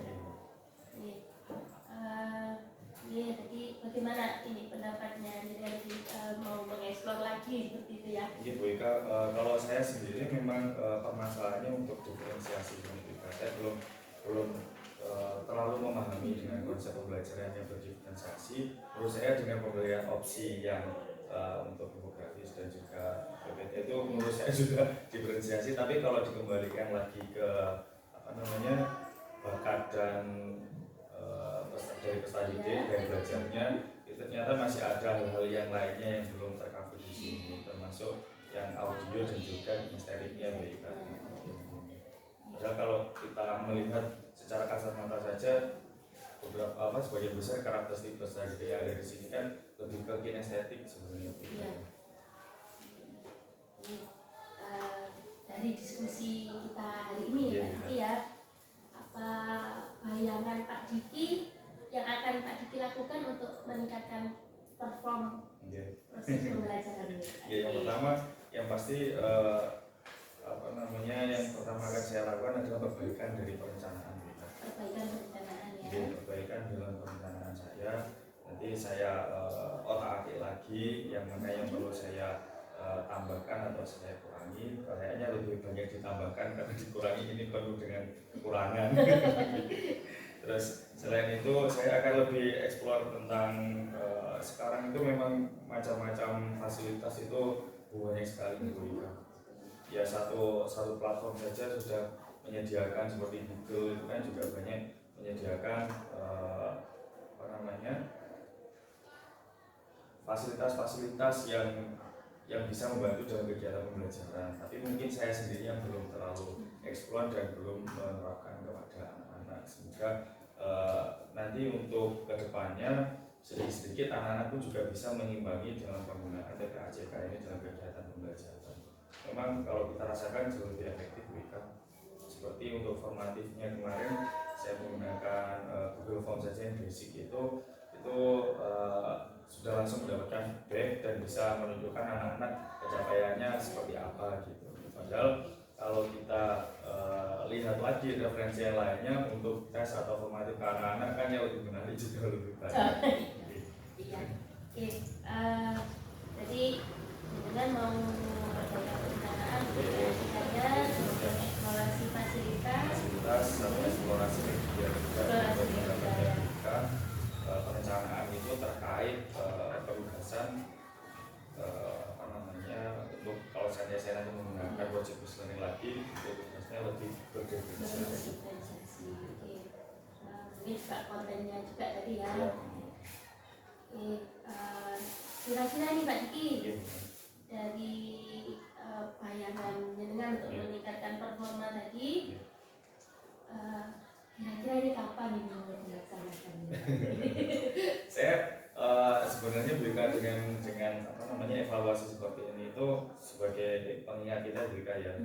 Kayak iman itu kalau nggak dicas kan ya habis ya.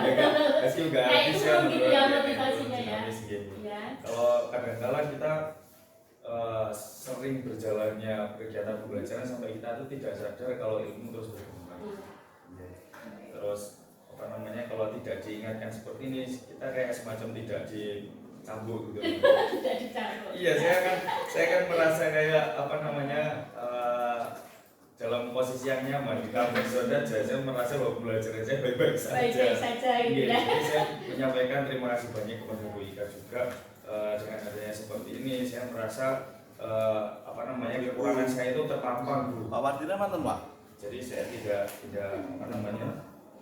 merasa apa yang saya lakukan ini sudah benar bahwa saya ternyata kalau dari dalam sudut pandang yang lainnya apalagi kita lintas Bu ya lintas mapel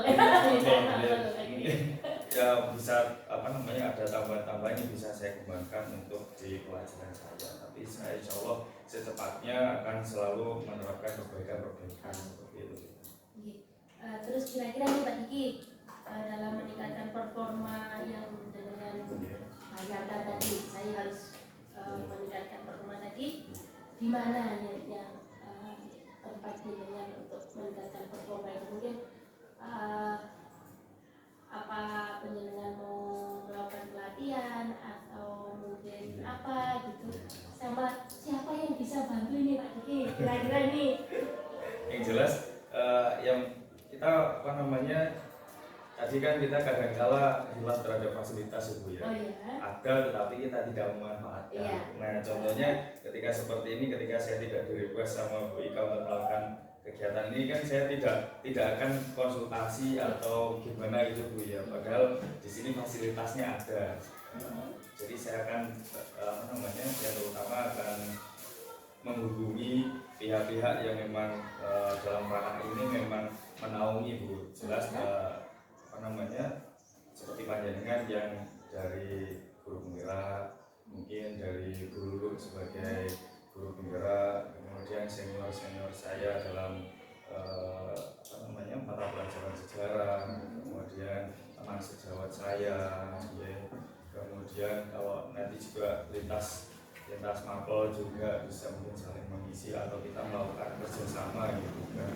Kemudian selain itu sekarang kan juga pelatihan ini efek dari COVID ya juga ya, aktivitas webinar ini kayaknya memang akan memberikan dampak yang positif, jadi tetap lestari sampai sekarang.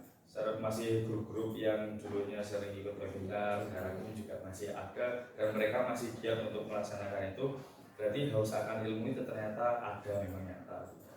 Kemudian tidak lupa juga untuk ini Bu, MDRP-nya jalan ya Pak Diki ya?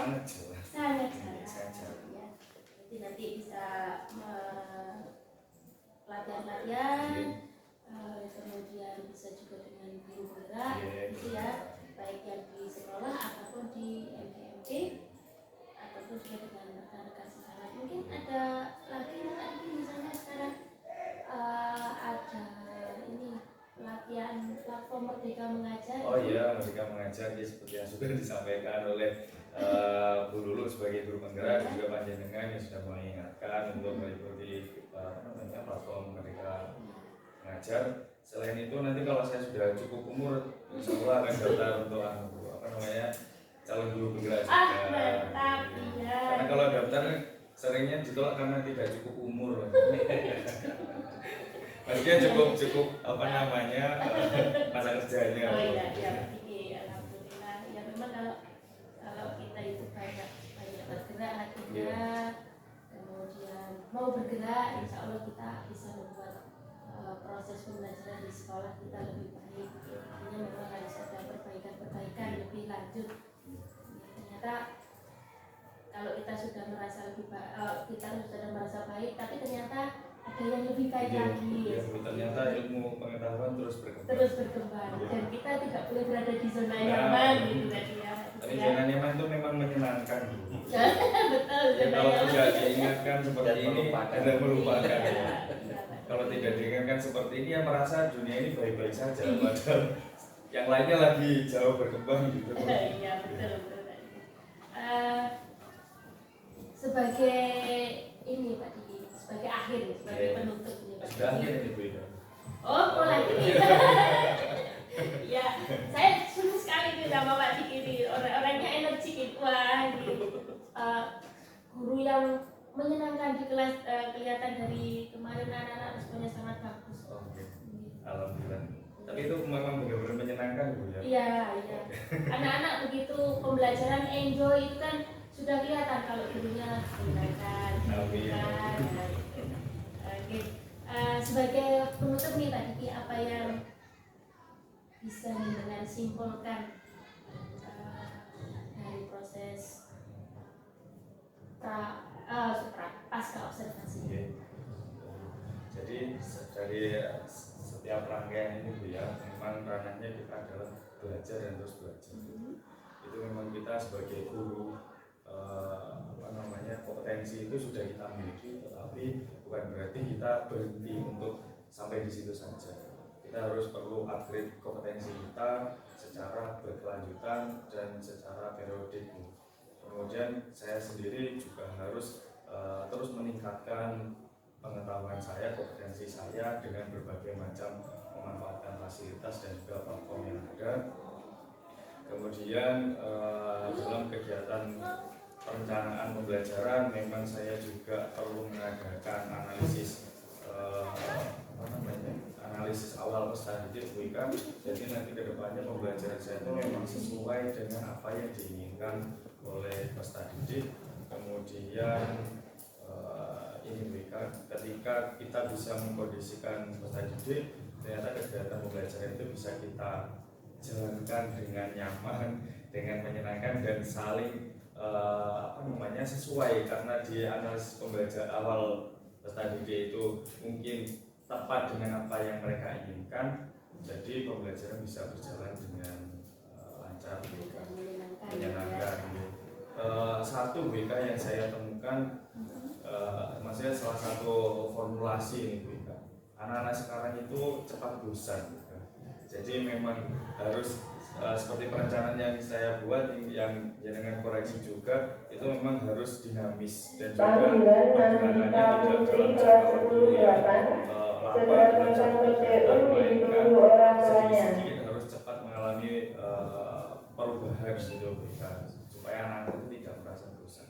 Maksud saya perubahan itu aktivitas satu dengan tes yang lainnya itu intervalnya itu jangan terlalu lama. Jadi saya menyimpulkannya seperti itu supaya anak-anak ini jangan, kalau menurut saya Bu, nanti kalau mungkin waktunya terlalu lama akan segera menaruhkan kepalanya di meja. Iya betul. Jadi harus selalu dinamis gitu ya, baik gurunya dan juga muridnya. Terima kasih Pak Diki. Bagaimana perasaannya ini Pak Diki setelah kita melakukan pasca observasi ini dari rangkaian supervisi yang kita lakukan, bagaimana perasaan Pak Diki? Yang jelas pertama pasti senang dan juga bersyukur karena menjadi pengingat.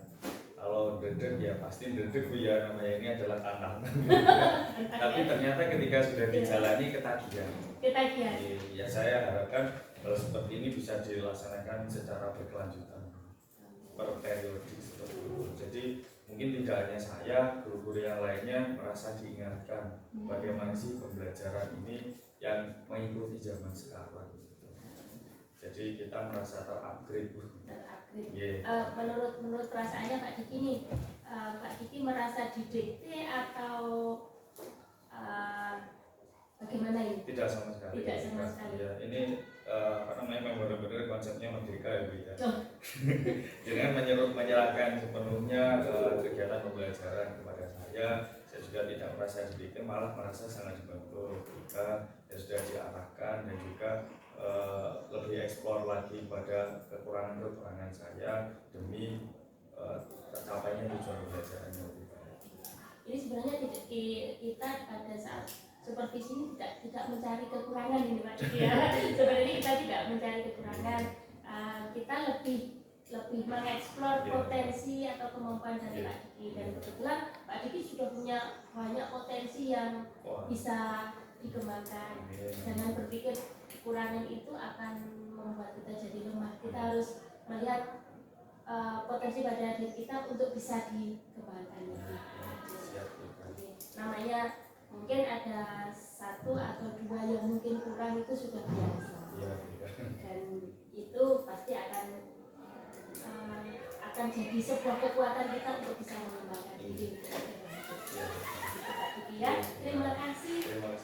Semoga kita semua itu bisa jadi guru yang menyenangkan, yang selalu dibutuhkan oleh anak-anak dan selalu berpihak pada murid.